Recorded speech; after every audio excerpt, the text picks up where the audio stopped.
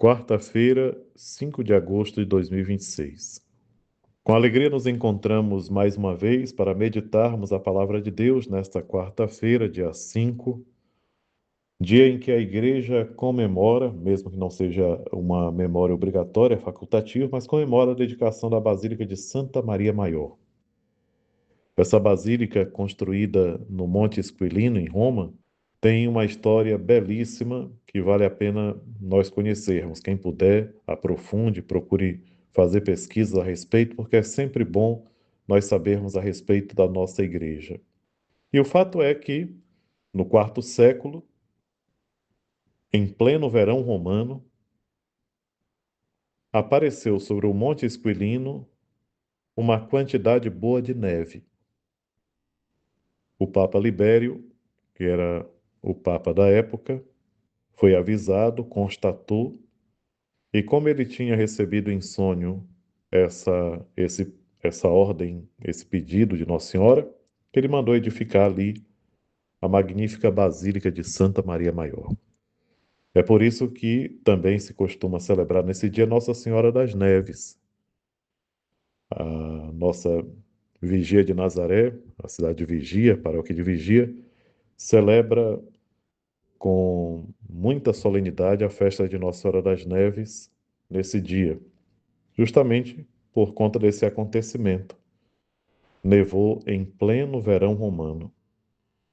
Pois bem, queridos irmãos e irmãs, vamos ouvir com atenção e depois meditar o Santo Evangelho desta quarta-feira. Do Evangelho de Jesus Cristo, segundo Mateus. Naquele tempo, Jesus retirou-se para a região de Tiro e Sidônia. Eis que uma mulher cananeia vindo daquela região pôs-se a gritar: Senhor, filho de Davi, tem piedade de mim. Minha filha está cruelmente atormentada por um demônio. Mas Jesus não lhe respondeu palavra alguma. Então seus discípulos aproximaram-se e lhe pediram: Manda embora essa mulher, pois ela vem gritando atrás de nós. Jesus respondeu: Eu fui enviado somente às ovelhas perdidas da casa de Israel. Mas a mulher aproximou-se, prostrou-se diante de Jesus e começou a implorar: Senhor, socorre-me. Jesus lhe disse: Não fica bem tirar o pão dos filhos para jogá-lo aos cachorrinhos. A mulher insistiu: É verdade, Senhor, mas os cachorrinhos também comem as migalhas que caem da mesa de seus donos. Diante disso, Jesus lhe disse: Mulher, grande é a tua fé. Seja feito como tu queres. E desde aquele momento, a sua filha ficou curada. Palavra da salvação, glória a vós, Senhor. Ave Maria, cheia de graça, o Senhor é convosco. Bendita sois vós entre as mulheres, e bendito é o fruto do vosso ventre, Jesus. Santa Maria, Mãe de Deus, rogai por nós, pecadores, agora e na hora de nossa morte. Amém. Vinde, Espírito Santo, vinde por meio da poderosa intercessão do Imaculado Coração de Maria, vossa amadíssima esposa. Queridos irmãos e irmãs, causa admiração a maneira como nosso Senhor Jesus Cristo se comporta diante do clamor daquela mãe. Por que razão nosso Senhor Jesus Cristo não lhe responde? Por que ele não presta ouvidos àquele clamor que ela vem fazendo atrás dele? A um certo momento, os discípulos de Jesus ficam incomodados e vêm pedir para que ele mande ela embora. Esse mandar embora não era simplesmente dizer para a pessoa se afastar, não. Mas, na verdade, eles vinham com aquela intenção de dizer: Senhor, atende logo. E aí Jesus age de uma maneira inesperada. E aqui eu vejo com muita clareza o modo como Deus age diante das situações. Nós pensamos de um jeito, mas Ele que vê o todo pensa de outra maneira. Nós achamos que a solução é daquele jeito, mas Deus, que tem uma visão ampla e total, faz de outra maneira que foge da nossa capacidade. E isso é uma coisa que o povo de Deus experimenta desde muito tempo. Então, queridos irmãos e irmãs, nesse episódio narrado por São Mateus, a gente consegue perceber que nosso Senhor Jesus Cristo, ele antes de curar aquela menina, aquela filha, ele deseja curar aquela mãe. Uma cura espiritual. E aí então, depois que ele diz aquelas palavras que não é justo tirar o pão dos filhos para dar aos cachorrinhos, ela dá um passo gigantesco. E além da humildade, ela cresce na fé. Certamente, a partir daquele momento, a vida daquela mulher cananeia foi outra. Mas também, nos discípulos que acompanharam tudo aquilo, algo muito especial ficou como lição para eles. Como é importante rezar com humildade. A pessoa que se aproxima de Deus de maneira arrogante, ela não vai alcançar nada. E não é porque Deus espere que a gente vá bajulá-lo. Não, isso nunca aconteceu, isso não faz parte da experiência da humanidade com Deus. Mas a humildade, ela faz com que nós acolhamos a graça de Deus de um modo totalmente diferente. A cura não é só física, mas é também espiritual. E como nós temos sinais disso no decorrer da nossa vida? Quantas vezes nós constatamos situações de pessoas que pediram a graça, alcançaram aquela graça e foram também transformadas interiormente? É maravilhoso ver testemunhos de pessoas que, depois de serem miraculadas, que depois de receberam o milagre, foram também transformadas no mais profundo seu ser. Queridos irmãos e irmãs, são inúmeros os casos. Então, é uma grande lição que fica para nós. Primeiro, estarmos atentos para ler o Evangelho como quem lê realmente, de fato um livro de espiritualidade. Escutarmos o Evangelho como de fato é palavra de Deus. Então, não é com a lógica humana que nós conseguimos entender as lições que o Senhor está nos oferecendo. Seguindo a lógica humana, nós sentimos que, pelas palavras, nosso Senhor Jesus Cristo está humilhando aquela mulher. E, na verdade, não é isso. Na verdade, nosso Senhor está suscitando nela uma transformação interior.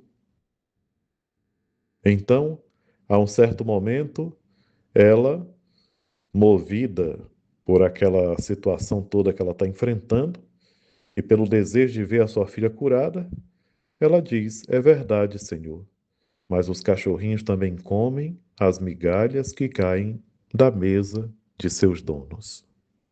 E aí então Jesus faz essa, esse elogio maravilhoso.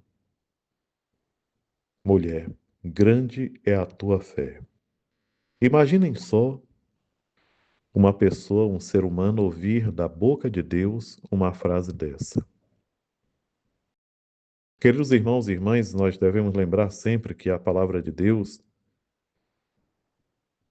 criou todas as coisas.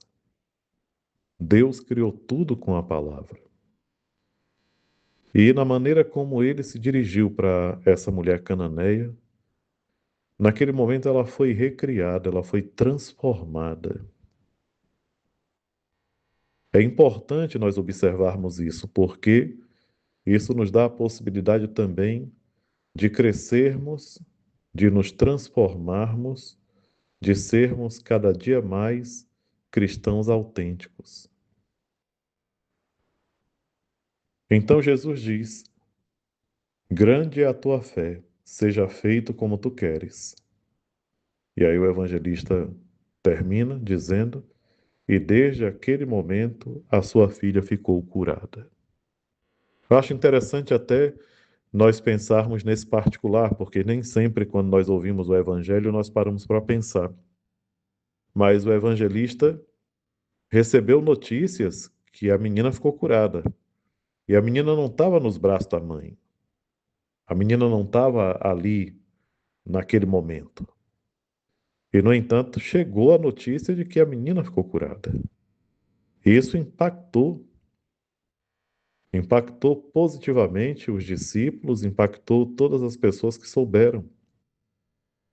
E uma das coisas que me vem naturalmente refletir nesse evangelho, queridos irmãos e irmãs, é o quanto se revela aqui a divindade de nosso Senhor Jesus Cristo. Eu tenho pensado nos últimos tempos que um dos problemas mais sérios que nós enfrentamos hoje é que as pessoas perderam a noção de quem é Deus. Por essa razão se faz tanta besteira, por essa razão se fala tanta besteira, por essa razão que tantas pessoas se perdem. Por quê? Porque nós não paramos mais para refletir sobre quem é Deus. O que é Deus? Quem é Deus? E isso é algo que tem causado prejuízos, e não poucos, mas grandes prejuízos mesmo. Pelo fato de não compreender quem é Deus, muitas pessoas negam as grandes maravilhas que ele realizou, por exemplo, na Virgem Maria. Quando ela prorrompe naquele canto bonito do Magnificat, o poderoso fez em mim maravilhas. Essas maravilhas, o que são? Foi tudo que o Senhor realizou para que ela estivesse preparada para receber no seu ventre puríssimo o Verbo eterno do Pai, a segunda pessoa da Santíssima Trindade. Hoje, celebrando a dedicação da Basílica Santa Maria Maior, cabe muito bem nós refletirmos a respeito disso. O poderoso fez em mim maravilhas, grande é o seu nome. O que significa isso?